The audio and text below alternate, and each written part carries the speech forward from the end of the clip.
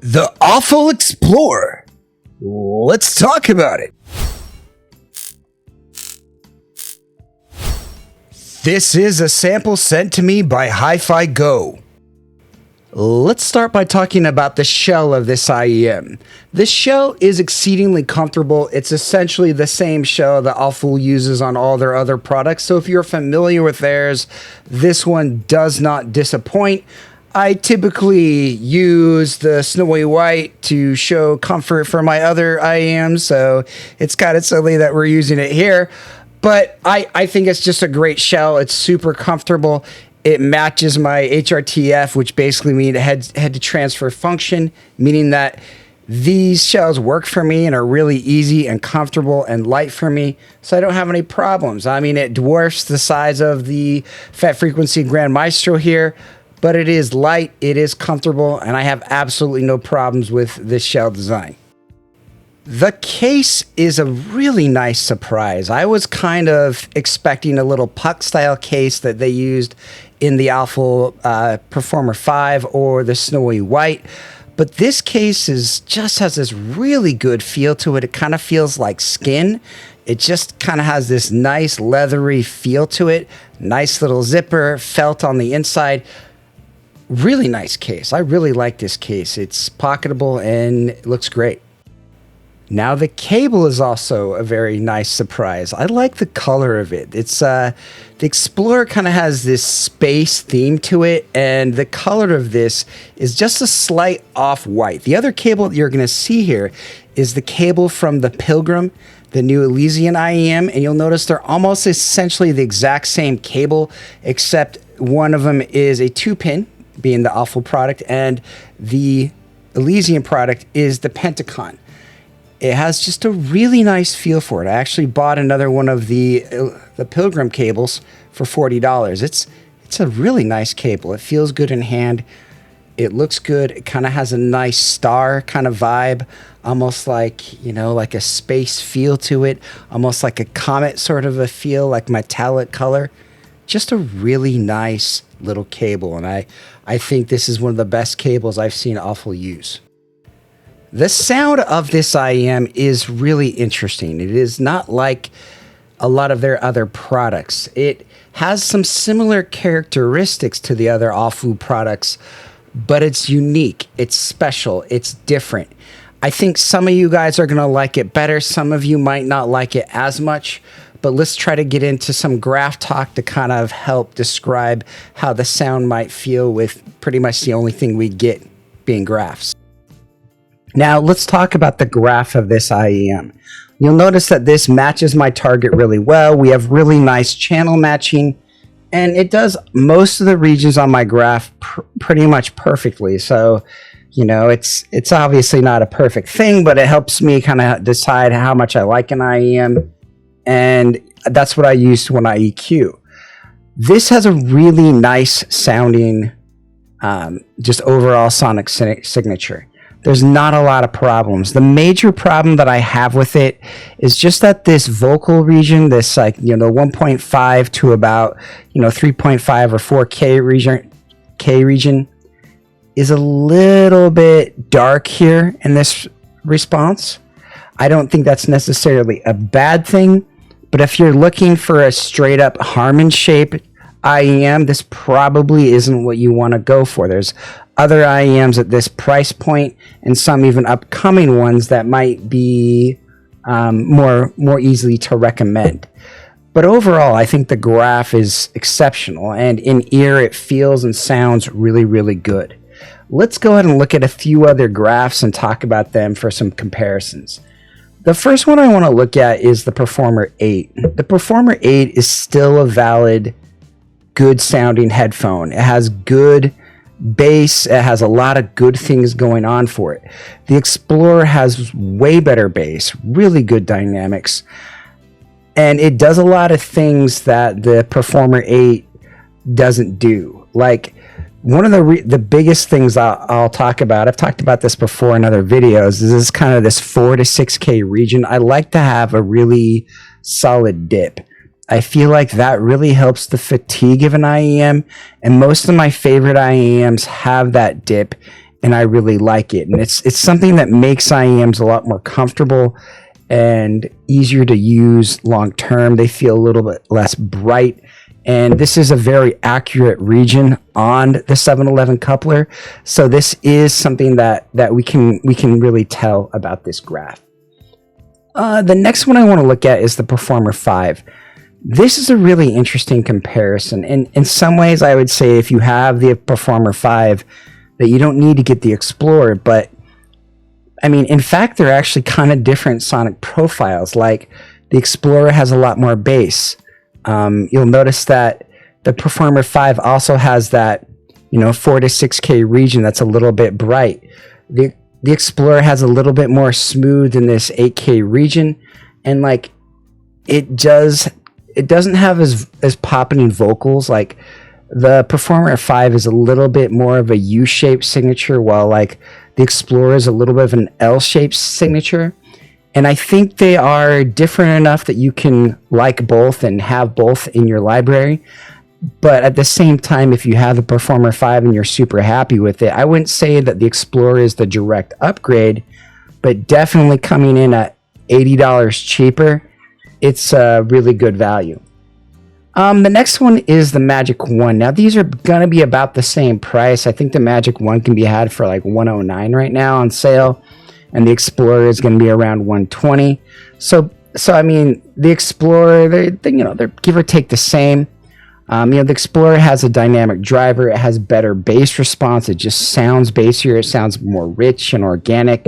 The Magic 1 comes across a little bit sweet and too, I don't know, it has like kind of this timbre issue, like a little bit too much of this air region up here, and can come across to some people as a little bit bright and hissy a little bit and a little bit fatiguing. But the Explorer does not come across bright at all. And if anything, it is a dark signature. And it's really cool in that regards how these two products, despite being about the same price from the same company and not too far amount of time in between their releases, the Explorer is just, to me it sounds a lot better, and it would get my recommendation to most people. And I really like the Explorer for what it is. These are all those graphs together, the red one being the Explorer. You can kind of tell it definitely has the most of the base shelf. It just fits that target almost perfect, other than this region right here. It has that nice 4 to 6K dip, and it just has that really nice presentation overall. Like it's just a really nice, non-fatiguing, bass-rich set. A few IEMs I wanted to compare this to. This one is the CCA Hydro. This is an IEM that I really like. I really like this IEM because it's $120. It's from KZ or CCA. There's been some ethical concerns about CCA, so it kind of depends what you want. This is a lot more of a V-shaped, kind of a U-shaped set. It is well done, and it really depends on what you're looking for. If you want something that's flat, bassy, and doesn't have these screamy vocals and comes across more natural, go with the Explorer. If you want something fun, vibrant, and a little bit on that crazy side, with a little bit of these recessed vocals region between here in the mids, that might be a good way to go. They kind of have different profiles. Like the CCA Hydro is a little bit more like the Elysian Annihilator, and then the AFUL Explorer is a lot like the Jupiter, which we'll show here in just a moment. This is another one that's right around that price point, the Pula PA02. And this is, coming under a lot of heat, but one of my major problems with the Pula PA02 is it didn't have a lot of bass, and its upper air and treble region wasn't very good. The AFUL Explorer beats it handily. It has a better shell. It's prettier. I think it has a better cable than the Pula or the CKL VX. Or put that up there too. Yeah, they're pretty much the exact same graph, with a few minor differences, but that's possible unit variation and anything. But for me, the AFUL Explorer just is the better IEM. It comes in at cheaper. It comes in at a better case. It has, it's just has everything going on. It's just it's like $50 cheaper depending on the sales, but it's definitely cheaper. And I think that's really something to consider. Like if you're going after one of these IEMs that has that same dip here, again, this does have a little bit more recessed vocal regions, and their sonic characteristics are very similar, but they have a different sound profile that they're trying to reach and kind of different audiences. But if you're just like, Jesus, which one should I get? And like, you're just somebody right off the street asking me, and we're talking about the new products all at their retail price, I would go with the AFUL Explorer. To me, it's just a really great value product at its price. The next one I wanted to show you, and this is kind of a crazy thing. The one IEM that this reminds me a little bit of is the Jupiter. Now, I'm a fan of the Jupiter. The Jupiter is a great set, and I'm not going to say in any way that the AFUL Explorer is a better set than it. But it's also like, I don't know, like a 13th of the cost. It's a lot cheaper, and it has nice bass. It has kind of that dark presentation, and it's just a really lovely set. They both are well done sets, and it just kind of reminded me of that. And again, it's just something kind of interesting to think about, like if you're and something to consider. Now, how does this rank? Overall score, I'm going to give this about an 8.1. I think it really, the only places it loses is it feels like it has a little bit of an intimate soundstage. It feels like its mid regions are a little bit more intimate. I can see how people would like it, as it does have this really organic, natural flow to it. But voices do come across not just really recessed, but a little bit dark and not as vibrant. Like, this isn't a vocal forward set, but the treble region and the feeling of this graph are really good. I mean, to me, this is a really amazing set, and it gets a full recommendation. I put it as, one of my top sets that I would recommend to somebody new to the hobby. And really, this is what I'm trying to say, is that right now, I feel that this is a really easy to recommend set. It just has a lot going on for it. It is non-fatiguing, great bass, smooth presentation, easy to fit in ears, but it does have a few caveats for people, and it doesn't sound like a $10,000 IEM. It's not, but it does sound to me as good as many. Like, if I had to give it a price range, I probably would say somewhere between $250 to $300. I think it's a very nice set, and I think it's very well put together.